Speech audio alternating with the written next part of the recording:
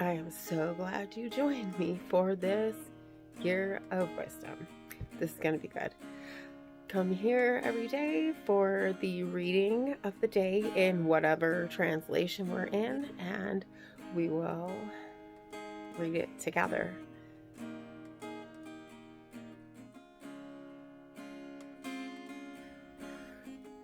Day 13.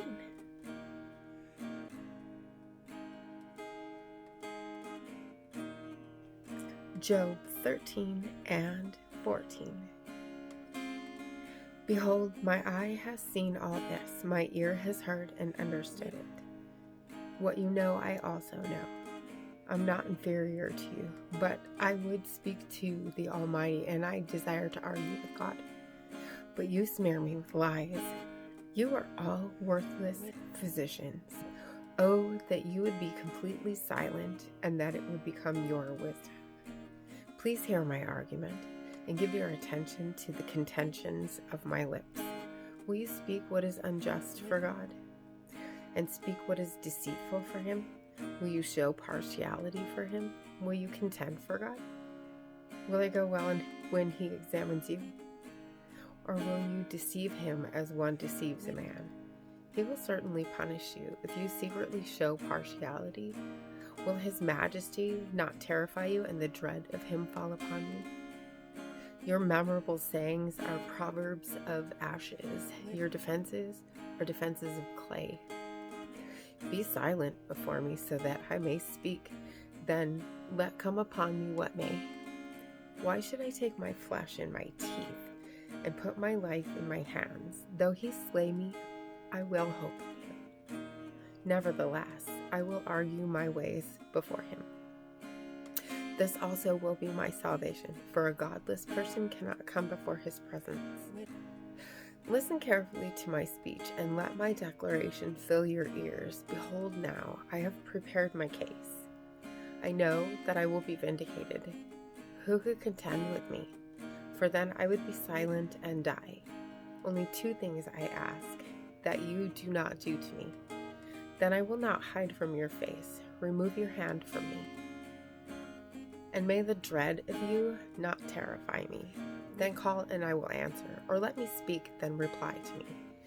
How many are my guilty deeds and sins? Make known to me my wrongdoing and my sin. Why do you hide your face and consider me your enemy? Will you scare away a scattered leaf? Or will you pursue the dry chaff? For you write bitter things against me, and make me inherit the guilty deeds of my youth. You put my feet in the stocks and watch all my paths. You set a limit for the soles of my feet while I am decaying like a rotten thing, like a garment that is moth-eaten. Man who is born of a woman is short-lived and full of turmoil. Like a flower, he comes out and withers.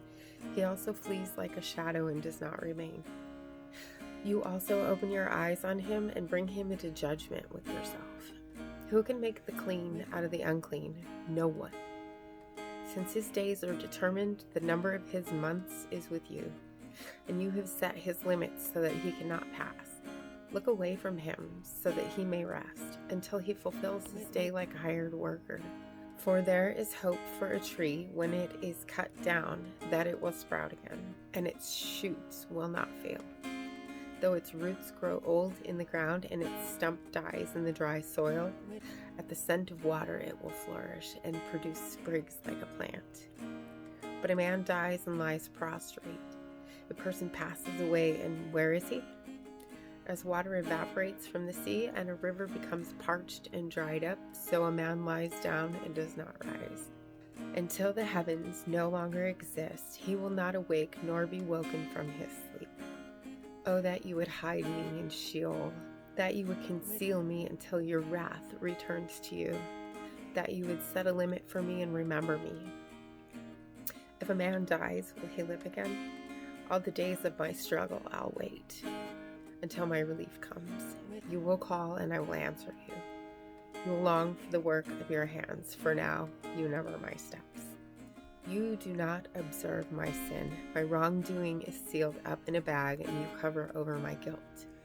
But the falling mountain crumbles away and the rock moves from its place. Water wears away stones. Its torrents wash away the dust of the earth. So you destroy a man's hope. You forever overpower him and he departs. You change his appearance and send him away. His sons achieve honor, but he does not know it. Or they become insignificant and he does not perceive it. However, his body pains him and his soul mourns for himself. Proverbs 13. A wise son accepts his father's discipline, but a scoffer does not listen to rebuke. From the fruit of a person's mouth he enjoys good, but the desire of the treacherous is violence. One who guards his mouth protects his life. One who opens wide his lips comes to ruin. The soul of the lazy one craves and gets nothing, but the soul of the diligent is made prosperous. A righteous person hates a false statement, but a wicked person acts disgustingly and shamefully.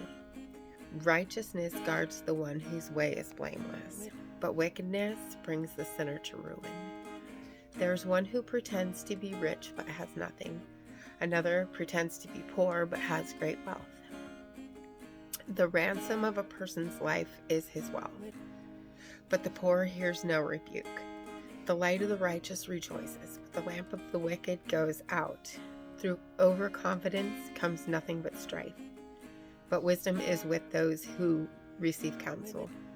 Wealth obtained from nothing dwindles, but one who gathers by labor increases it.